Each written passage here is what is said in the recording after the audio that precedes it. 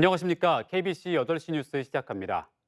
폐기물 고형연료인 SRF 사용을 둘러싼 갈등으로 5년 가까이 멈춰선 나주 SRF 열병합 발전소가 조만간 가동될 전망입니다. 나주시가 대법원에 상고했지만 SRF 공급이 시작됨에 따라 발전소 가동이 초읽기에 들어갔습니다. 임소영 기자의 보도입니다. 나주시 삼포면에 있는 한국지역난방공사 SRF 열병합 발전소. 폐기물 고용연료인 SRF 사용 문제로 나주시와 난방공사가 소송을 벌이면서 2017년 9월 이후 5년째 가동하지 못하고 있습니다. 하지만 1심에 이어 지난달 행정소송 항소심에서도 난방공사가 승소하면서 본격적인 가동 준비에 들어갔습니다. 저희들은 이제 준비는 다 해놓고 있죠. 그러니까 그 여러 가지 여건들을 좀 따져보는데 저희는 이제 설비는 다 세팅이 돼 있어요. 발전 연료인 SRF를 공급하는 청정 빗고울도 최근 40여 명의 생산 인력을 채용했습니다. SRF 품질 검사도 통과하면서 가동 중단 4년여 만에 SRF 생산에 들어가 이번 주부터 하루 20-30톤씩 납품을 시작했습니다. 24시간 발전이 가능한 하루 300-400톤의 물량이 공급되면 이달 말이나 다음 달 초 발전소가 가동될 것으로 보입니다. 하지만 1, 2심 패소 후 대법원에 상고를 한 나주시는 소송 진행 중 가동이 될 경우 추가 법적 검토가 필요하다며 반발하고 있습니다. 실제로 가동을 한다 했을 때는 저희들 이제 법률적 검토를 좀 필요하죠. 소송 진행 중인 상황이기도 하고 과태료 부과가 가능한지 부분과 여러 가지를 좀 검토해서 5년째 해결의 실마리를 찾지 못한 채 법적 공방이 계속되고 있는 SRF 열병합 발전소의 가동이 임박하면서 지역사회의 긴장이 다시 커지고 있습니다. KBC 임소영입니다.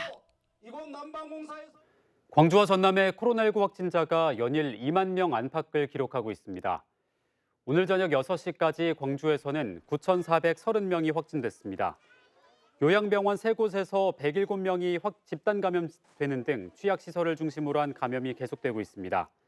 전남에서는 목포 1,661명, 여수와 순천 1,533명과 1,395명 등 시지역을 중심으로 확산이 가속화되면서 9,696명이 신규 확진됐습니다. 국제 유가가 급등하면서 국내 주유소의 휘발유 판매 가격이 9주 연속 상승했습니다. 한국석유공사 유가정보서비스 오피넷에 따르면 3월 셋째 주 주유소의 휘발유 판매 가격은 전주보다 132.8원 오른 리터당 1,994.4원으로 집계됐습니다. 지역별로는 광주가 전국에서 가장 낮은 리터당 1,964.1원이었으며 전남은 리터당 1,966.2원으로 조사됐습니다. 문화도시로 선정된 목포시가 대중음악을 주제로 브랜드화에 나섭니다. 이난영과 남진 등 국민 가수를 배출한 대중음악의 자산을 토대로 전국에서 처음으로 지자체가 주도하는 경연 프로그램인 뮤직플레이를 올가을 선보입니다. 이동근 기자가 보도합니다. 일제시대의 민족의 혼과 서름을 노래하며 국민 가수 반열에 오른 이난영. 한국의 엘비스 프레슬리로 불리며 1970년대 한국 가요계의 아이콘이었던 남진. 목포는 대중음악의 발자취를 남긴 당대의 스타들을 대거 배출한 곳입니다.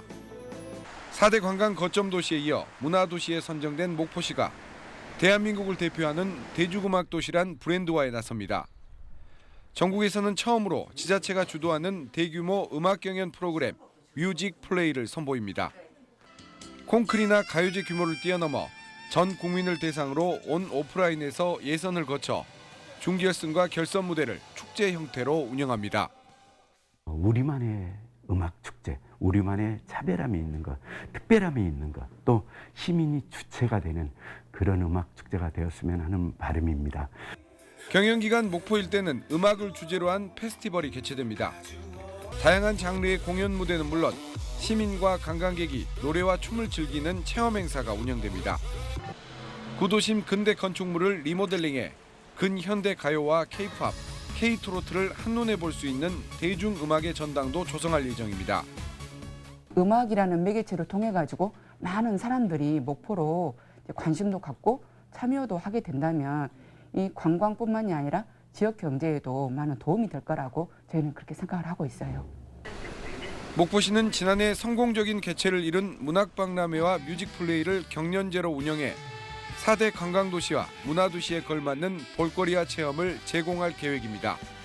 KBC 이동근입니다. 광주와 전남 지방공무원 임용필기시험 원서 접수가 21일부터 시작됩니다. 광주광역시는 제2회 지방공무원 임용필기시험에서 행정과 세무, 전산 등 17개 직렬 8구급 417명을 선발합니다.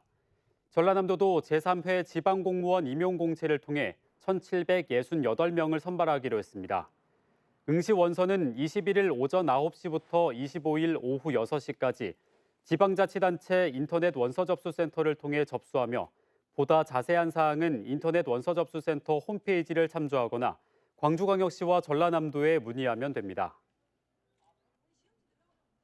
광주 영락공원 화장장이 의무사항인 대기오염 물질 측정을 하지 않았다는 의혹이 제기돼 경찰이 수사에 나섰습니다.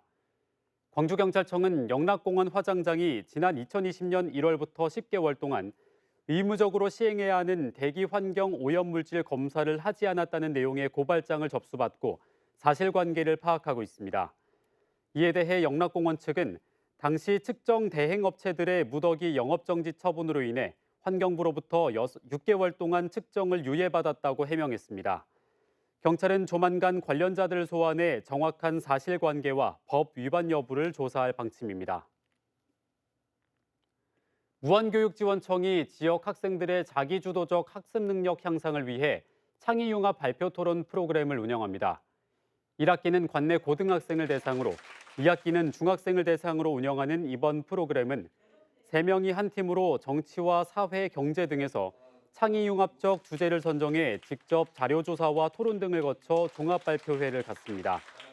포항공대와 동신대, 한의예과 등의 대학 교수와 대학생이 멘토로 참여해 논문과 발표 토론을 지도하며 온라인을 통해 석학들의 특강도 이뤄집니다.